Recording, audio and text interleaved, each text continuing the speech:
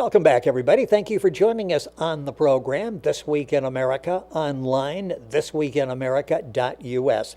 A Doomsday Killing from talented author Glenn Ickler is described as a tremendously entertaining, smart novel. After Sister Rebekah announces the impending rapture and the end of the world in 2 weeks, crack reporter Warren Mitchell of the St. Paul Daily Dispatch has to chase down a story that involves murder, sex, cash, and a number of surprises along the way.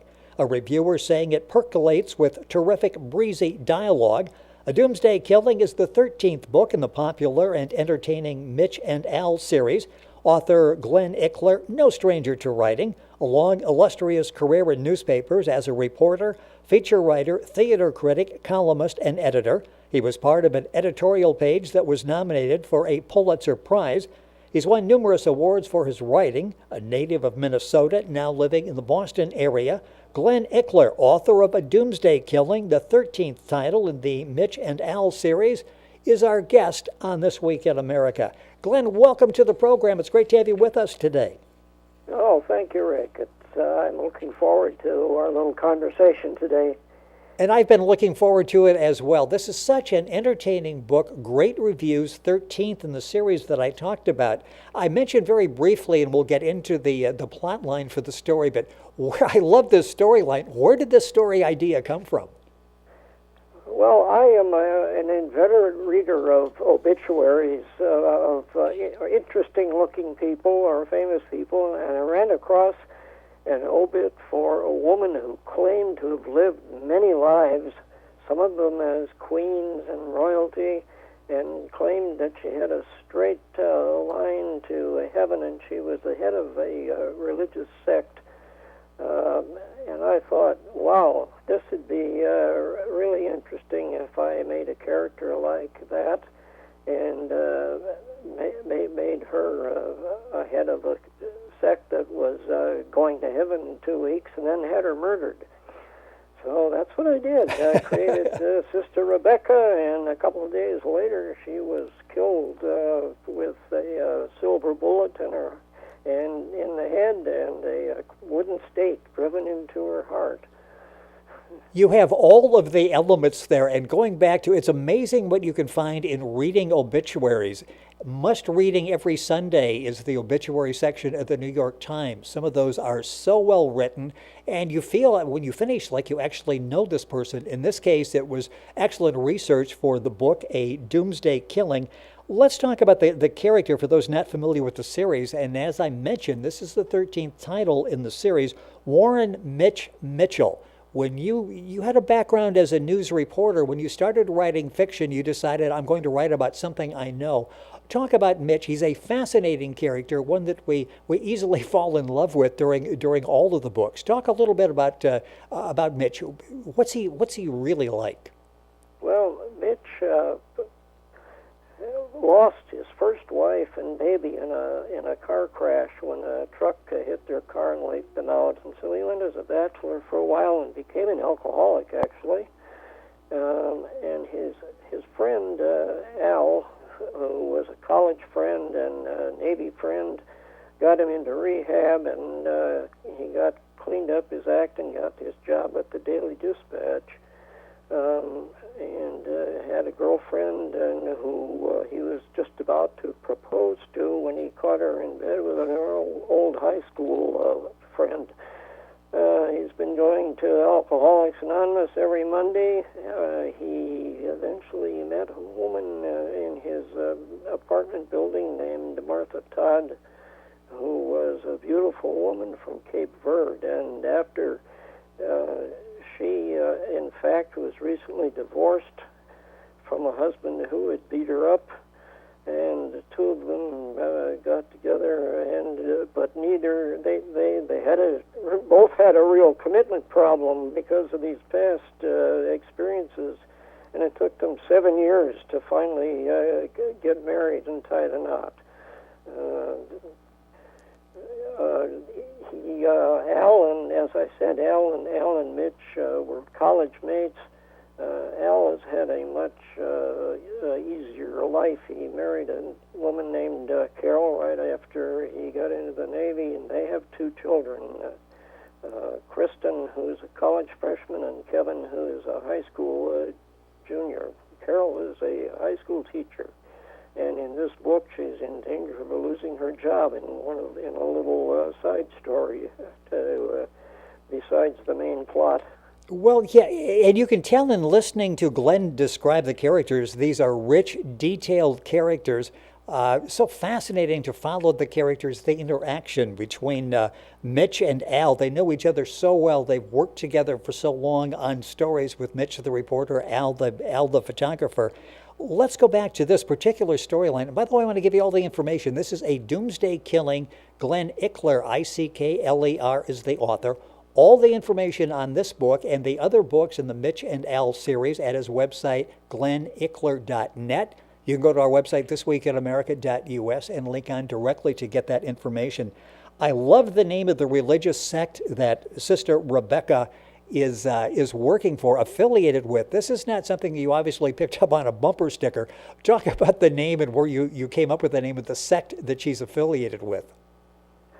The name of the group is the Faithful United for Beatification at the Second Coming of our Blessed Lord and Savior. And I came up with it because I wanted to make a long, impressive name that included everything that this group believes.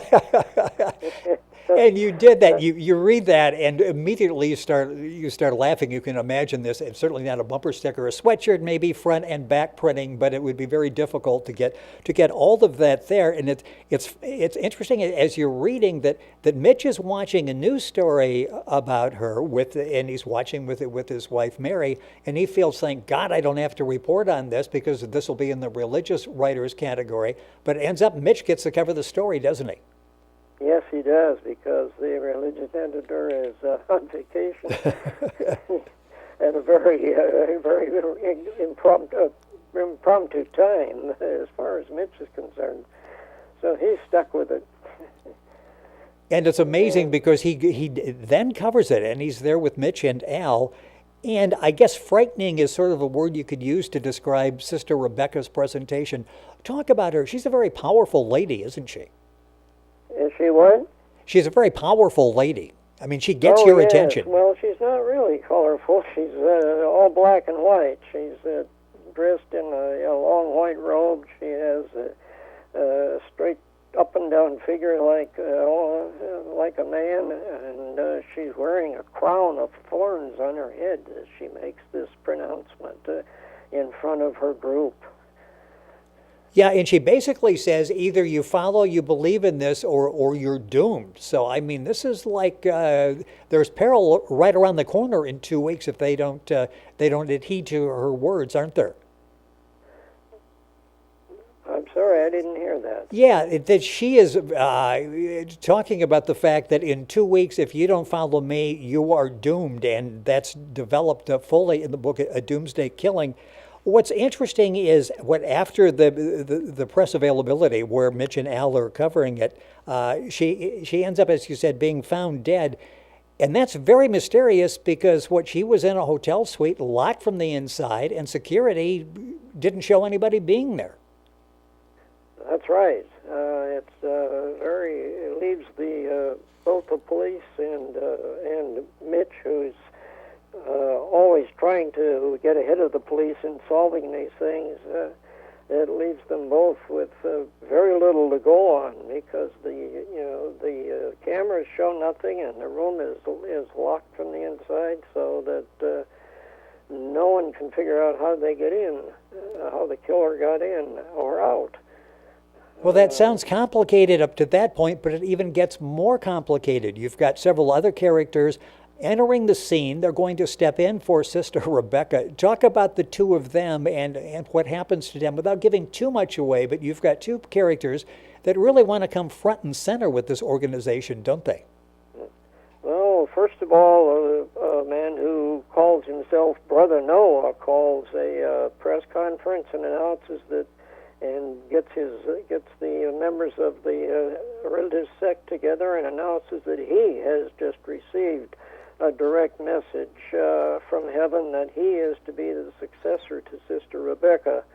And while he's giving his speech, he is interrupted by Sister Salome, who comes forth and claims that she has been anointed as the successor. And there's practically a riot on stage, and Salome eventually flees to her hotel and holes up in the fanciest hotel in St. Paul, as a matter of fact. And Brother Noah goes to another hotel, and the media from all over the world begin to flock into St. Paul because this is a big story. One of those people claims to be the one who's going to lead everyone to heaven on the day of the rapture. And things become quite messy downtown with all the people from the media people in town and the members of the sect in town. The bars are overrun, the hotels are overrun, there's traffic, people are parked everywhere, and the police are going crazy with the whole thing. And meanwhile, Mitch is interviewing both Brother Noah and Sister Salome, who has been joined by Brother Samson in her hotel room, and they seem to be teaming up as the leadership of that side. So the big question now is, who are the people going to follow, and what is going to happen on Easter Sunday? Yeah, and I mentioned surprises along the way, and sex along the way, and cash along the way as well. It's such a fascinating read. Great dialogue, banter back and forth between Mitch and Al. It's worth reading the book just to have chuckles as the two of them go back and forth. It's a Doomsday Killing. Glenn Ickler is the author. That's Glenn with two N's. Ickler's Ickler. GlennIckler.net is his website. The book, of course, is available at Amazon, wherever books are sold. You can log directly to Glenn's website by going to our website, thisweekinamerica.us, the 13th in the Mitch and Al series. And if you go to the website, you'll get all the information, Amazon as well, on the other 12 titles in this series. What's interesting is I'm reading some background on you that this whole concept, this first book that you wrote, Mitch and Al, but that was rejected a number of times, and you stayed with it. Then you got some advice that you really needed to maybe add a sex scene or two in there. That sort of turned things around, didn't it? Yes, I had 22 rejections by various publications, and I was complaining about this to a friend of mine who is an 85-year-old lifelong bachelor, and he responded by saying, "Steamy sex. You gotta have steamy sex." And I figured, well, who knows more about the need for steamy sex than an 85-year-old lifelong bachelor? So I took his advice, and I rewrote the first chapter and started page 1 with a scene of steamy sex. I sent it to a small publisher in Pittsburgh, and 5 days later I got a call from the CEO, and she asked me, "Do you have a series?" And I hadn't even thought about a series, but I said, "Oh, yes, I can do a series." And she said, "Well, good, I'll send you a contract for 3 books." So the Mitch and Al series was born, on the very rock-solid basis of steamy sex. That's fascinating. And then along the way, you also talked to a very successful author of mystery novels, and she suggested you really need to interject humor as well. So you listen to The Bachelor, you put in the steamy sex scene, get a call from a publisher. You've used humor, which is an important part of the storytelling as well, this interplay between Mitch and Al.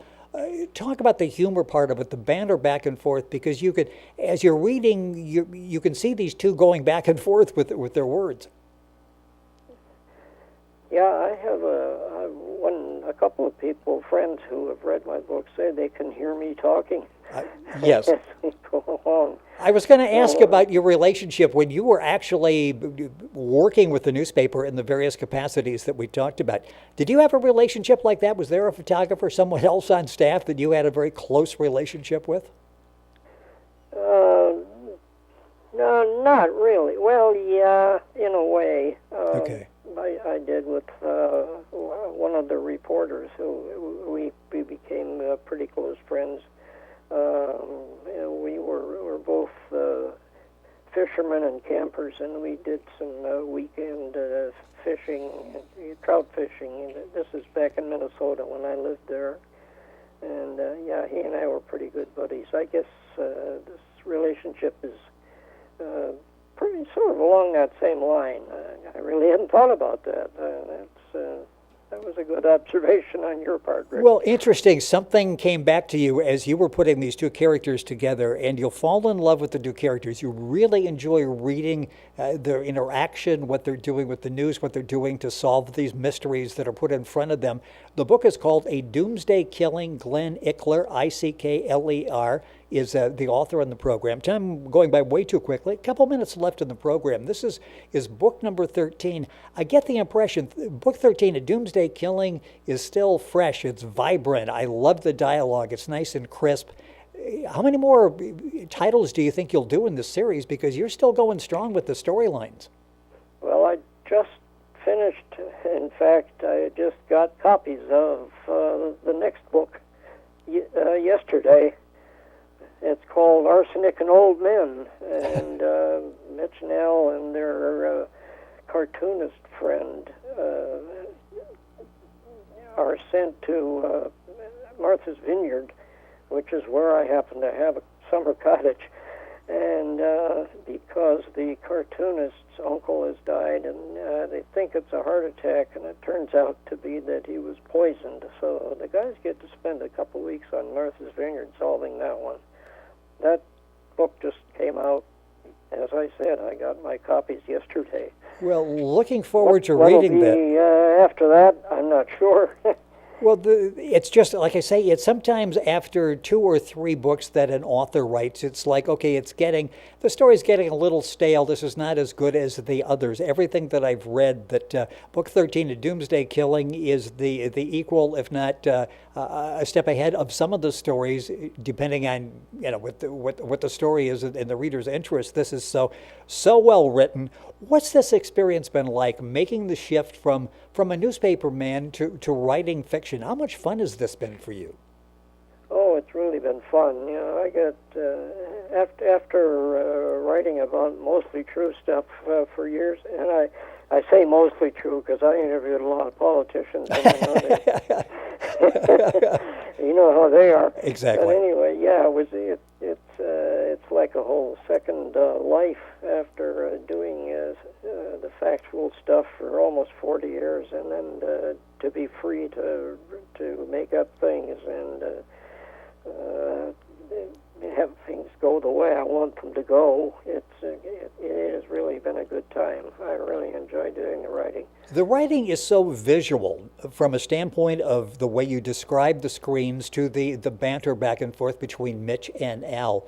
Any thoughts about, a TV series, a video series of some kind, using the characters Mitch and Al? Well, that would be a wonderful thing. I haven't had any offers along that line, but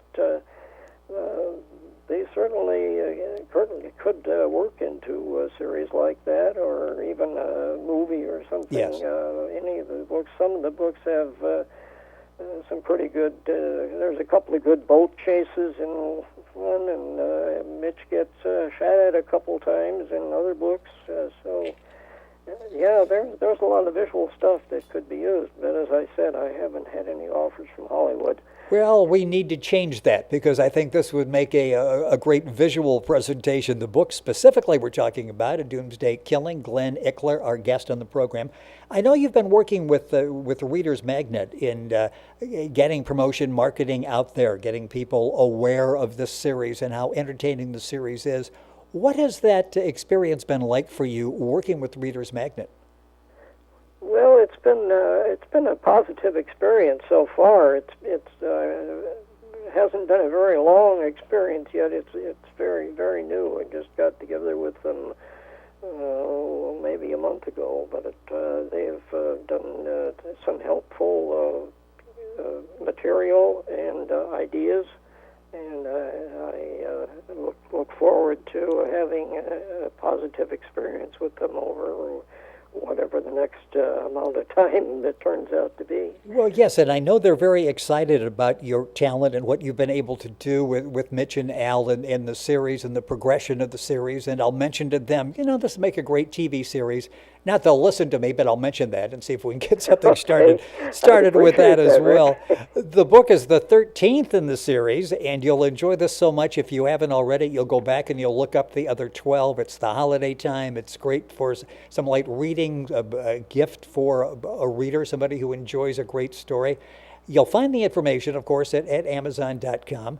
Glenn's website is Glenn, and that's Glenn, Ickler, Ickler. His website is glenickler.net. You can log on directly by going to our website, thisweekinamerica.us. Glenn, it's been a pleasure having you on the program. Looking forward to the 14th in the series. I love Mitch and Al. I love your talent in telling the stories and bringing these characters to life. Thank you so much for sharing with us on the program today. Well, thank you, Rick. It's been a pleasure to be here. It's been great having you with us on the program, talking about a Doomsday Killing. Glenn Ickler, the author, his website, glenickler.net. Of course, you can link on directly by going to our website, thisweekinamerica.us.